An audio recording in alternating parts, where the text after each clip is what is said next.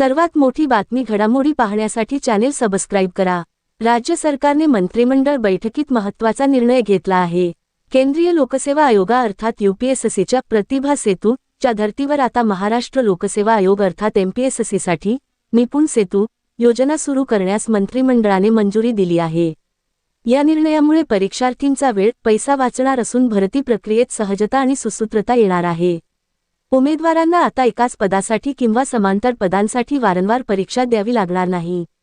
एकदा परीक्षा दिल्यानंतर मिळालेल्या गुणांच्या आधारे आणि तयार करण्यात आलेल्या वेटेज लिस्टचा वापर करून इतर विभागांतील रिक्त पदे भरली जातील। यापूर्वी एमपीएससी मार्फत केवळ 53 संवर्गांसाठी परीक्षा घेतली जात होती। आता राज्य सरकारने ही व्याप्ती वाढवून 103 संवर्ग तयार केले आहेत। एका विभागातील नोकरीसाठी परीक्षा दिल्यानंतर जर उमेदवार तिथे निवडला गेला नाही किंवा दुसऱ्या विभागातील समकक्ष पद रिक्त असेल तर पुन्हा परीक्षा न घेता प्रतीक्षा यादीतील वेटिंग लिस्ट उमेदवारांना संधी दिली जाईल। या निर्णयाचे वेगळेपण म्हणजे एमपीएससीच्या गुणांच्या आधारे आता खाजगी कंपन्यांनाही गुणवत्ताधारक उमेदवारांची निवड करता येणार आहे।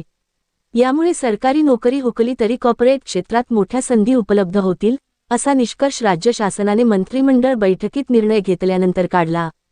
दरम्यान शासनाने घेतलेल्या निर्णयामुळे प्रशासकीय कामात वेग येईल आणि रिक्त पदे भरण्याची प्रक्रिया अधिक गतीने पूर्ण होईल असा विश्वास व्यक्त केला जात आहे।